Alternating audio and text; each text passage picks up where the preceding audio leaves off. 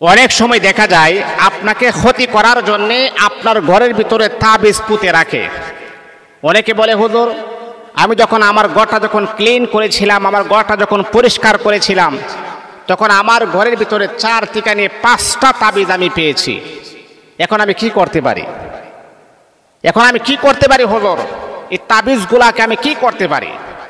আমি আমার মা বোনকে বলবো, শুনেন, আপনার ঘরে তাবিজ পেয়েছেন, এর মানেই হচ্ছে আপনাদের ঘরের ফ্যামিলির ভিতরে আপনাদেরকে তাবিজ করে আপনাদের জীবনটাকে নষ্ট করে দেওয়ার জন্য এমন একজন লোকও আছে যে চাই না আপনারা ভালো থাকেন, সুস্থ থাকেন, ভালো চলেন, পছন্দ করে না। আজকে দেখেন সমাজটা এমন হয়ে গেছে, একজন আরেকজনকে কিভাবে নষ্ট করা যায় এমন একটা প্রতিযোগিতা শুরু হয়ে গেছে। একজন ভালো চলতেছে, ভালো খাইতেছে, ভালো পড়তেছে, আরেকজনের সহ্য হচ্ছে না।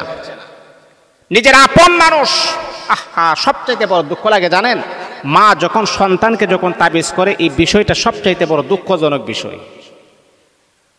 অনেক শাশুড়ি আছে ছেলের স্ত্রীকে সহ্য করতে পারে না, ছেলের বউকে আগুন মনে করে, সহ্য করতে পারে না। কিভাবে এই ছেলের কাছ থেকে তাকে সরানো যায় আপ্রাণ চেষ্টা করে অনেক শাশুড়ি আছে।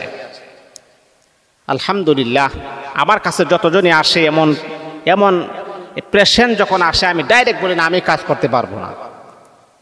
সে যদি তার স্ত্রীকে নিয়ে খাইতে পারে, আপনার কেনা তো জ্বালা যন্ত্রণা, আপনার শরীরে কেন এইভাবে জ্বলে?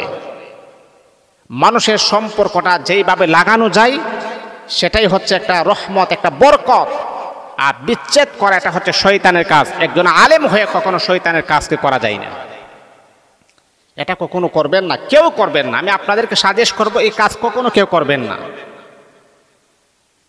মা বোনদেরকে আমি বলবো, শুনেন, যদি আপনি দেখেন যে আপনার ঘরে তাবিজ আছে, তাহলে তাবিজটা পাওয়ার পর পানিতে ফেলে দিবেন না, একটা দোয়া পরে এটার মধ্যে ফু দিয়ে তাবিজের যে একটা অ্যাকশন আছে এটাকে নষ্ট করে দিবেন। যদি আপনি পানিতে ফেলাই দেন, তাবিজের অ্যাকশনটা কিন্তু রয়ে যায়।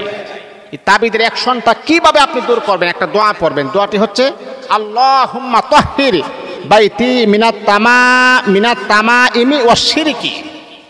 আমি আবারও বলি, দোয়াটা পড়বেন আল্লাহুম্মা তাহহির বাইতি মিনাত তামাইমি ওয়াশ শিরকি।